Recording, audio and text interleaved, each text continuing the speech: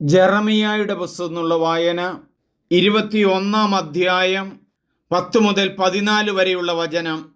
അക്രമിയുടെ കയ്യിൽ നിന്നും കൊള്ളയടിക്കപ്പെട്ടവനെ രക്ഷിക്കുക.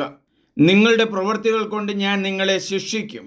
വനത്തിന് തീ കൊളുത്തും, അത് ചുറ്റുമുള്ളതെല്ലാം ദഹിപ്പിച്ചു കളയും. നെബൂഖദ്നേസർ രാജാവ് പട്ടാളക്കാരും ജെറൂസലേം ദേവാലയത്തിന് തീ വെച്ചു കഴിഞ്ഞു. 10-ാം വചനം. എന്തെന്നാൽ എൻ്റെ മുഖം ഈ നഗരത്തിനു നേരെ നന്മയ്ക്കായിട്ടല്ല തിന്മയ്ക്കായിട്ടാണ് ഞാൻ തിരിച്ചു വച്ചിരിക്കുന്നത്. കർത്താവ് അരുളി ചെയ്യുന്നു, ബാബിലോൺ രാജാവിൻ്റെ കൈകളിൽ അത് ഏൽപ്പിക്കപ്പെടും, അവൻ അത് അഗ്നിക്കിരയാക്കും. രാജാക്കന്മാർക്കുള്ള ശിക്ഷ. യൂദാ രാജാവിൻ്റെ ഭവനത്തോട് നീ പറയുക, കർത്താവിൻ്റെ വാക്ക് കേട്ടുകൊള്ളുവിൻ. ദാവീദിൻ്റെ ഭവനമേ, കർത്താവ് അരുളി ചെയ്യുന്നു, പ്രഭാതത്തിൽ നീതി നിർവഹിക്കുക, കൊള്ളയടിക്കപ്പെട്ടവനെ അക്രമിയുടെ കയ്യിൽ നിന്ന് രക്ഷിക്കുക. അല്ലെങ്കിൽ നിങ്ങളുടെ ദുഷ്പ്രവൃത്തികൾ നിമിത്തം എൻ്റെ കോപം തീ പോലെ കുതിച്ചുയരും, ആർക്കും ശമിപ്പിക്കാനാവാത്ത വിധം അത് ആളിക്കത്തും. സമതല മധ്യത്തിൽ ഉയർന്നു നിൽക്കുന്ന പാറക്കെട്ടിൽ പാർപ്പിടം ഉറപ്പിച്ചവരെ, ഞാൻ നിങ്ങൾക്ക് എതിരാണ്. കർത്താവ് അരുളി ചെയ്യുന്നു, ആരും നിങ്ങൾക്കെതിരെ വരും? ആര് ഞങ്ങളുടെ വാസസ്ഥലത്ത് പ്രവേശിക്കുമെന്ന് നിങ്ങൾ ചോദിക്കുന്നു.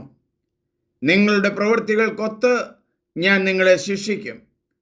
അവരുടെ വനത്തിന് ഞാൻ തീ കൊളുത്തും, അത് ചുറ്റുമുള്ളതെല്ലാം ദഹിപ്പിച്ചു കളയും.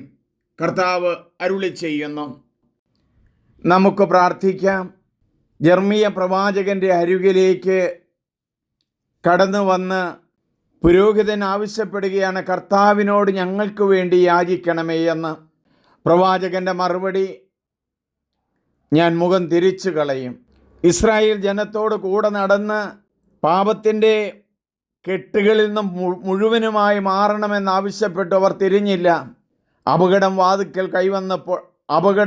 വാതിക്കൽ എത്തിക്കഴിഞ്ഞപ്പോൾ, കവാടത്തിൻ്റെ അടുത്തെത്തിക്കഴിഞ്ഞപ്പോൾ, തങ്ങളെ രക്ഷിക്കണം, ദൈവത്തോട് പ്രാർത്ഥിക്കണമെന്ന് പറഞ്ഞ് പുരോഹിതൻ വരുന്നു. ദൈവം നൽകുന്ന വചനങ്ങൾ കൃത്യമായി അനുസരിക്കാതിരിക്കുമ്പോൾ നമ്മൾ പല പാപങ്ങളിൽ പോയി വീഴും. നമ്മുടെ രാജ്യം നഷ്ടപ്പെടും, നമ്മുടെ വീട് നഷ്ടപ്പെടും. വചനം അനുസരിച്ച് ജീവിക്കുന്നവരുടെ ഭവനങ്ങൾ ഉയർച്ചയിലേക്ക് കടന്നു വരും. സഖേവുസിൻ്റെ ഭവനത്തിലേക്ക് കടന്നു വന്ന കർത്താവേ, ഞങ്ങളുടെ ഭവനം നശിച്ചു പോകാതിരിക്കണം, ഞങ്ങളുടെ കുടുംബം നിലനിർത്തണമെങ്കിൽ വചനത്തിൽ വിശ്വസിക്കുന്നവരും ദൈവത്തിൽ ആശ്രയിക്കുന്നവരുമാകണമെന്നുള്ള ഉദ്ബോധനം തരുന്നതിന് നന്ദി പറയുന്നു. പ്രവാചകൻ അരുളി ചെയ്യുന്നല്ലോ, നിങ്ങളുടെ പ്രവൃത്തികൾക്കൊത്ത് ഞാൻ നിങ്ങളെ ശിക്ഷിക്കും. അവരുടെ വനത്തിന് ഞാൻ തീ കൊളുത്തും, അത് ചുറ്റുമുള്ളതെല്ലാം ദഹിപ്പിച്ച് കളയും.